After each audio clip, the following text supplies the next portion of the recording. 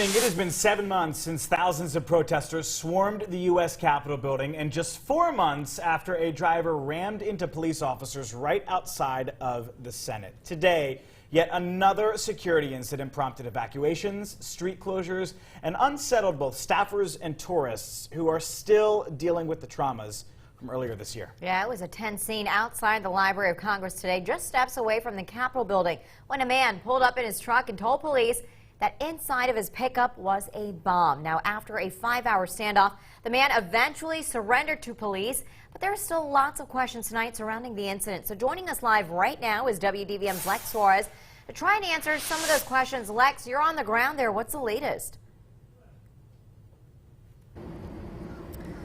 Yeah, Joseph, Tasmin, the man who is now in custody is named Floyd Ray Roseberry, and we continue to learn more about why he could have done this and what he could be facing.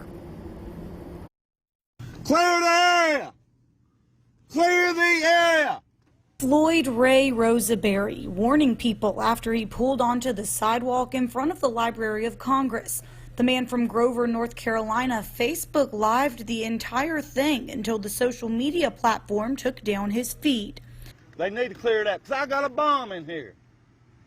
I don't want nobody hurt. Yes, sir, I don't want nobody hurt. I'm not coming here to hurt nobody. Shortly after, the U.S. Capitol Police and others responded, evacuated nearby buildings, and locked down surrounding neighborhoods. For the course of time, we tried to negotiate with Mr. Rosenberry. We first started doing that with a whiteboard, just writing messages back and forth. We used a robot to get a telephone down to him, but he would not use the telephone. According to Chief Manger, Roseberry got out of the truck and surrendered shortly after the phone was delivered. The charges he is facing have not yet been released, and the investigation into his motive is ongoing. Mr. Roseberry has had some losses of family. In his, I believe his mother recently passed away, and we spoke with members of his family, and there were other issues that he was dealing with.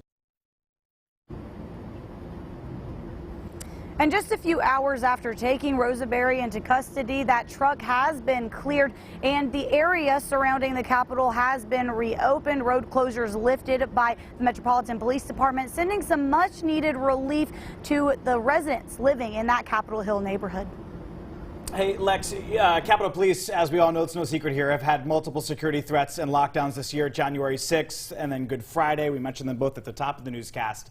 Did the police chief indicate whether the security posture around the Capitol complex would change to give some relief to the people who work there and the people who live on Capitol Hill? You know, unfortunately, Joseph and Tasmin, the press conferences that were held today at the Capitol complex were very short. Police Chief Manger, the only person to actually speak at these press conferences, and they were less than 5 minutes each, even though he was surrounded by the FBI Washington Field Office PIO and Metropolitan Police Chief Robert Conti. Now, reporters did ask Police Chief Manger if there was going to be any consideration of changes or if they had already discussed that, and you know, there was no answer given, the chief turning around, walking away, and that press conference ending. So there are some questions here that are still left to be answered, and hopefully we can get those answers soon. Lex Suarez reporting live from our nation's capital. Thank you so much for that update. So again, like Lex said, Capitol Police and MPD have fully reopened streets. They're surrounding the Capitol building. We'll keep you posted on Roseberry's case as we learn more.